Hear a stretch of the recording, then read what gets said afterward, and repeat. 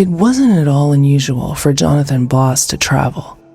After all, his life had been good to him. His Boston practice is practically running itself now. His 2 children, 26 and 24, are long on their own.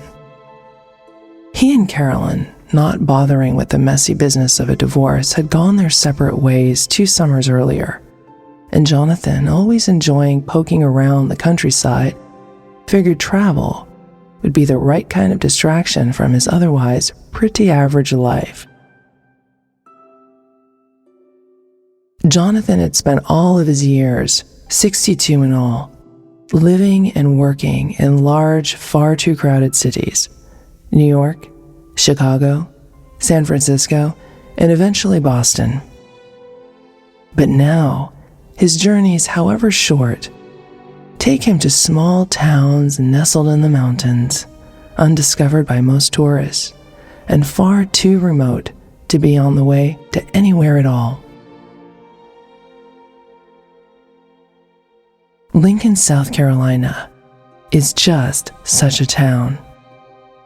Main Street consists of 14 shops, 4 or 5 eateries, a barber shop with one of those twirling red candy cane poles outside the door, 1 movie theater, a car dealership lined with plastic flags snapping in the wind, and of course, the mandatory malt shop with tables and chairs blocking the tree-lined sidewalk.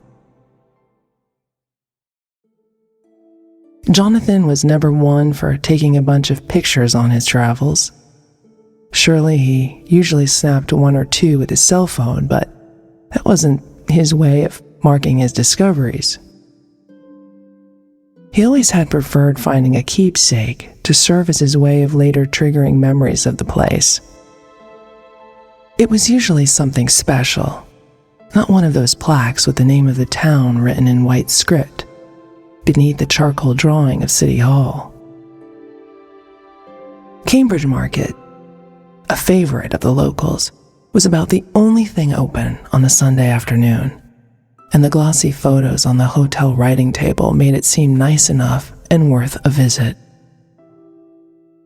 Besides a gentle rain, the kind trying to decide between actual droplets or merely a spray had curtailed earlier plans for a stroll around town. The indoor market was already busy when Jonathan arrived. It was easy to spot the locals. They were the ones walking briskly, carrying plastic bags straining at the handles, nodding at familiar sellers and stopping now and again to mentally consider a list of weekly staples. As for visitors, now that was a different story.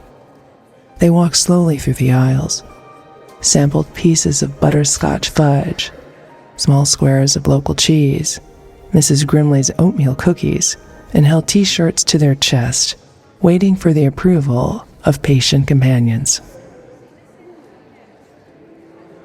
An elderly man, rimless glasses perched on the bridge of his nose, deep lines sliding between his mouth and chin, wrinkles holding the stories of experience, stood behind a folding table covered with a gray tablecloth, its excessive length held to the wooden legs with laundry pegs.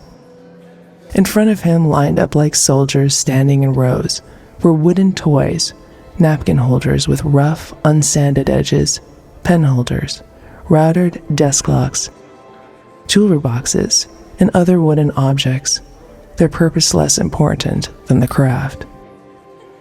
The smell of fresh varnish mingled with hobby paint and carpenter glue.